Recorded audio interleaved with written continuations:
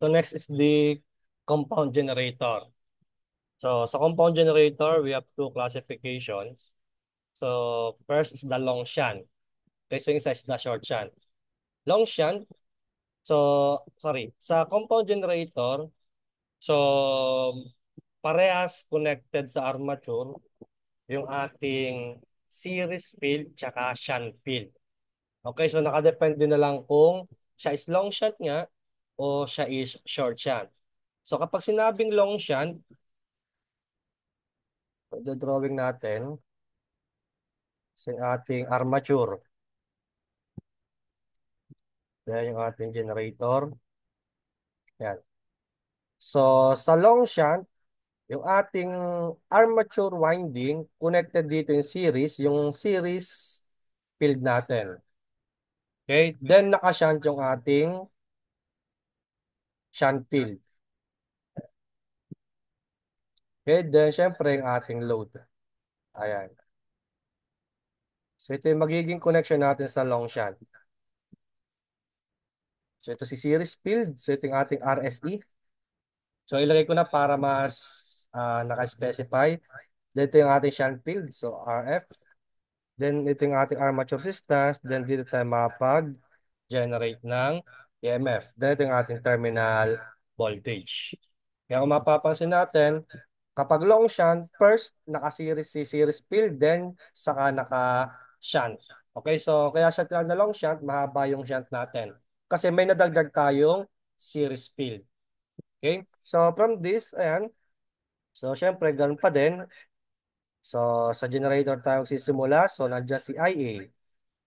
Okay, then meron tayong series current. Okay, then meron tayong papunta sa field, okay? Sa shunt field, then papunta sa load. Okay, so by observation, mapapansin natin si armature current is naka-series kay series field. Kaya ibig sabihin, yung armature current natin is equals to series field. Okay? Then, meron tayong dalawang current na nahati. So, equal siya sa combination ni shunt field. So, pwede ding SH siya para shunt. Then, plus yung load current natin. So, ayan yung magiging formula para sa current. Okay, so sa field naman, so ganun pa din. So nakapare yung ating shunt field sa ating terminal voltage. So ibig sabihin, same sa voltage. So yung terminal voltage natin divided by the shunt field resistance. So ito yung magiging equation natin for field current. So from this, pwede na tayo makakompute ng generated EMF. So by formula, so kapag nag-KVL tayo dito, so, we have terminal voltage plus yung ating voltage kay resistors, kay armature resistance, saka kay series field. So, naka-series lang naman siya. So, gamitin ko na sa armature current. So, we have armature current multiplied by the series combination ni armature resistance saka ni series field. Okay, so ayan yung ating magiging formula. So, ayan. So, try the example. So, a compound dynamo supplies a load of 220 kilowatts at 400 volts through a feeder having a resistance of 0.1 ohm. The shunt and series field resistances are 85 ohms and 0.06 ohm respectively. So determine the electromotive force when the generator is connected long shunt.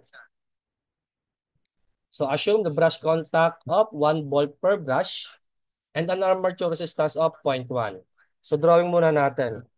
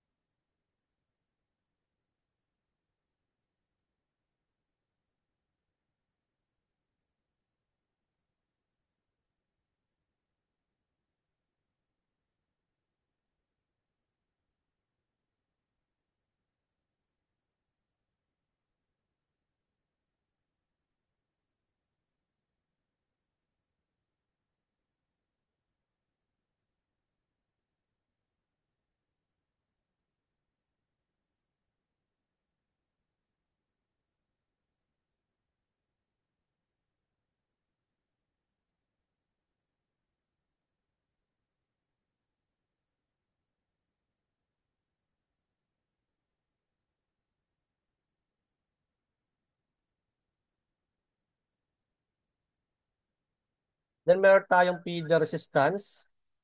Okay, so assume natin dito, papunta sa load. So lagay natin, so feeder resistance is 0.1. So 20 kilowatts yung load natin, 400 volts. So shunt field is 85 ohms. Then yung ating series field is 0.06. So assume voltage drop of 1 volt per brush. So armature resistance of 0.1. So yan. So may voltage drop tayo, okay, sa brush contact. So we have 1 volt per brush. So multiply na natin ng 2 kasi alam naman natin dalawa yung brush na meron sa generator. Okay, so we have 2 volts. So yan. So from this, pwede natin makompute muna is yung ating load current. So IL. So by formula ng power, so P equals to IB. Diba? So we have IL, so 20,000 watts. So divided by 400 volts. So yung ating line current will be equal to,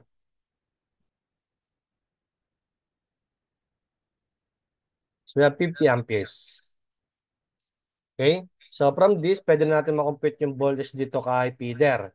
Okay? So pag na-compute natin yung voltage kay feeder, pwede natin makompute din yung shunt field current. So IF. So sige, diretso ko na. So IF is equals to, so terminal voltage plus yung voltage natin doon sa feeder. So divided by the shunt field resistance. So terminal voltage natin is 400 volts plus voltage natin sa feeder. So we have 50 amperes.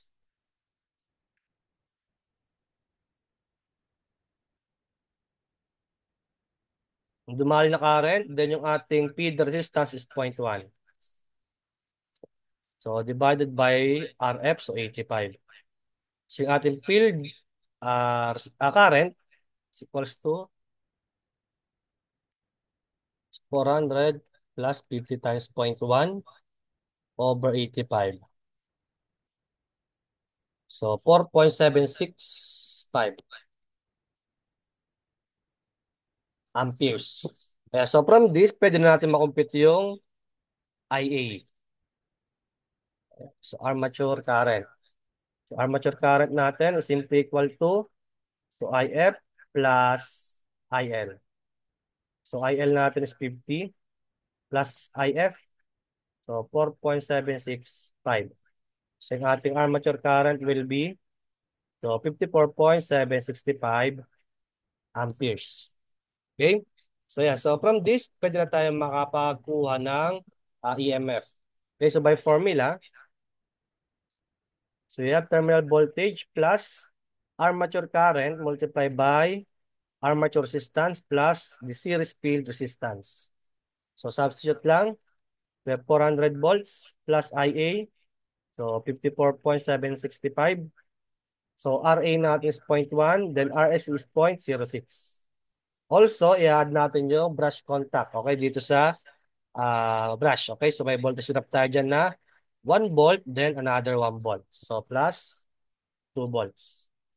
Yung ating generated EMF will be equal to, so 400 plus 5.54,765. So multiply by, so 0.1 plus 0.06. So multiply by, sorry, plus 2. Okay.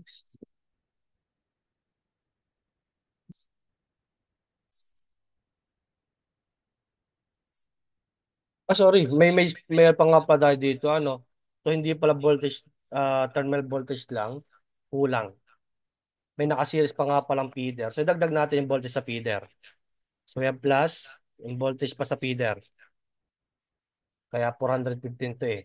So we have 50 amperes yung para sa ano load current multiplied by yung feeder resistance na 0.1. Hindi ko lang nailagay.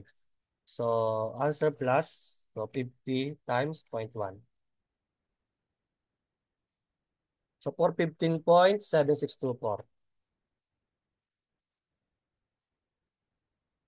So ito yung magiging final answer natin. Okay, so ayan. So again, may resistance pa dito, kaya kasama siya sa KBL. Kung magki-KBL ako dito, again, included si point 1, yung ating feeder resistance. So, ayan. So next. So along shunt, compound generators the following parameters. Gawin muna natin.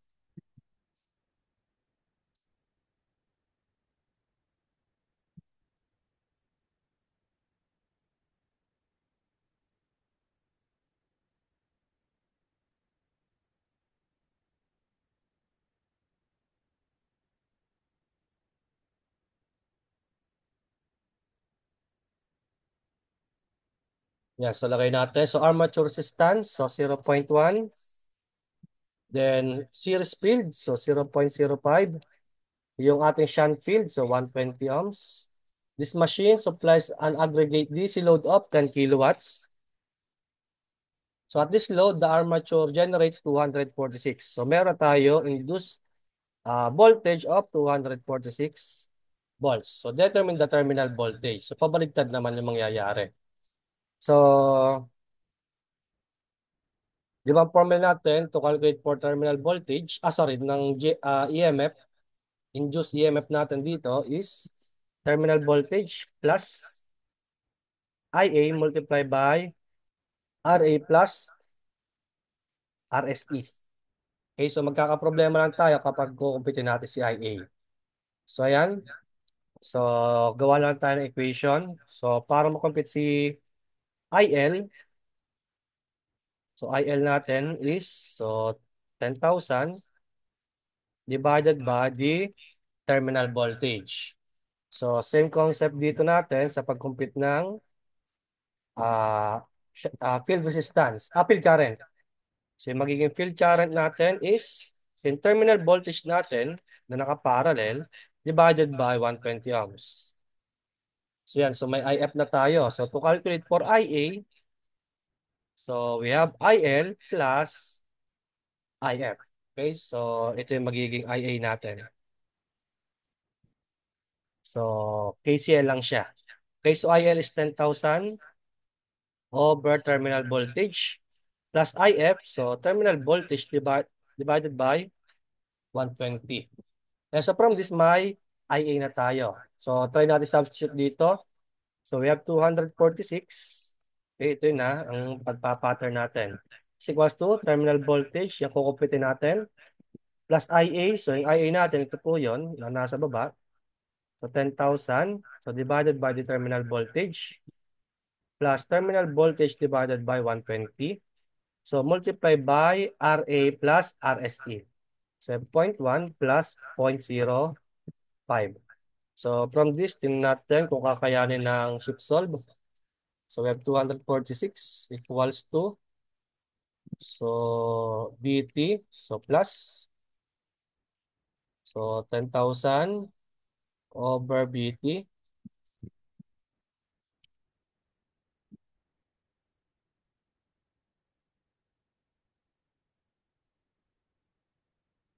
So, plus BT over 120. So, multiply by 0.1 plus 0.05. So, shift solve. So, we have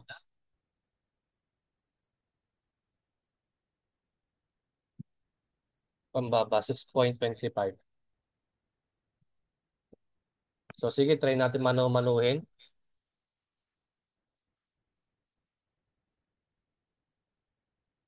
Sige, try natin manu-manuhin baka kasi quadratic yung mga equation eh. Sige. Baka yung 6, baka yung 6 is yung another value of BT.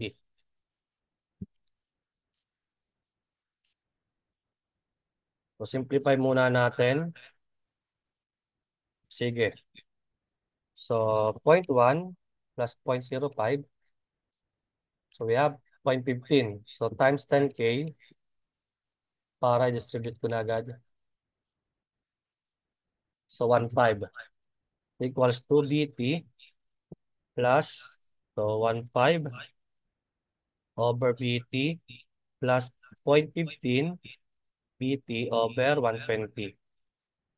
Yan, so simplify uli natin. So sige, multiply natin lahat ng term by BT.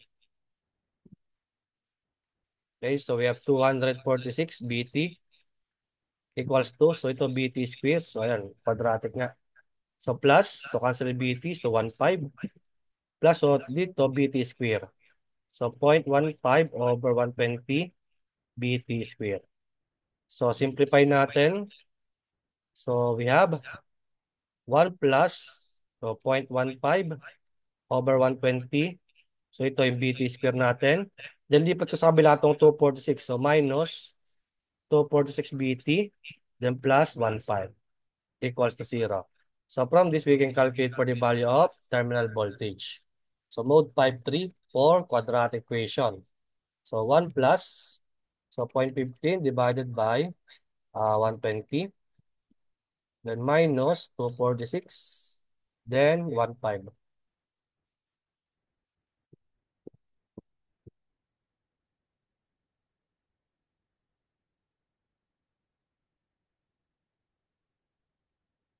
Okay, so we have 239.44